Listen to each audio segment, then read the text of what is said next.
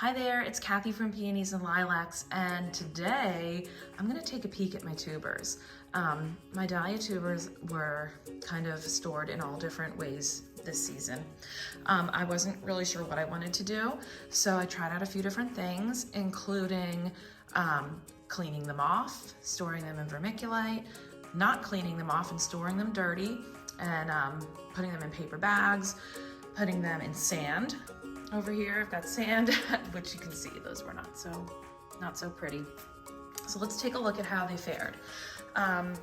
So this is one, Linda's baby, that I stored it's in the dirt, it's just coming out of the ground. And they're a little shriveled, but they're not terrible. And I do think that these will possibly be okay. So that's one.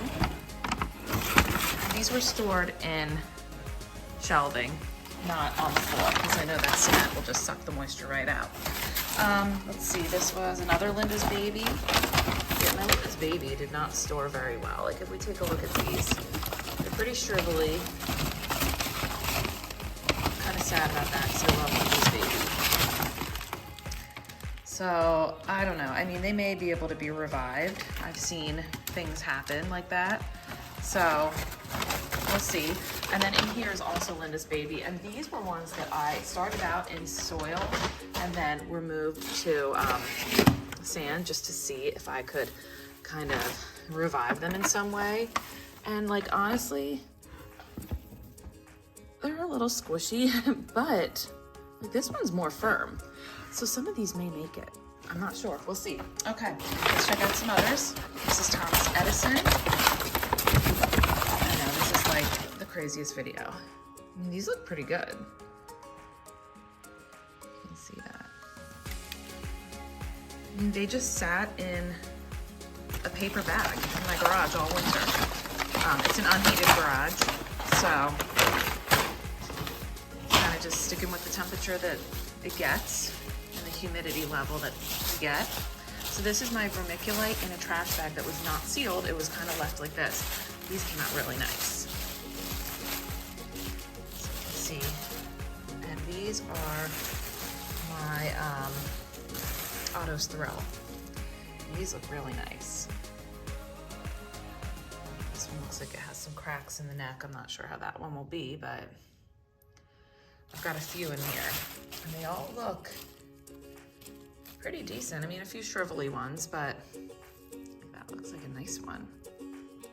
So I think once I get them cleaned off, we're gonna see, oh, I've got some eyes. Look at that. I think it's gonna be okay. So that was a good one. Let's see, this is Jelly Crambo. And these are, again, left in the dirt. So there's some shriveling, but not to the point where I think they're lost. And not all of them have shriveled. And honestly, I don't have like a farm. I'm working with my backyard garden, so I'm happy with whatever I end up with. And I'll just add to my collection each year. So let's take a look. This is oh my gosh, this clump is so big. These are really nice. And they're pretty firm. So I'm optimistic about those. Really, these are perfect. I took them out. You can see I just took them out, shook them off a little bit, and put them in the bag, and that was it. And then my plan is to clean them and divide them and wake them up in drawers a few weeks in advance of planting. And hopefully have some early flowers. Let's see, this is Linda's baby. Again, pretty shrivelly.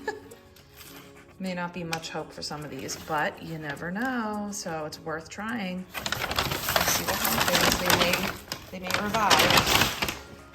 Heard of crazier things than that. Okay, these are Cafe au Lait.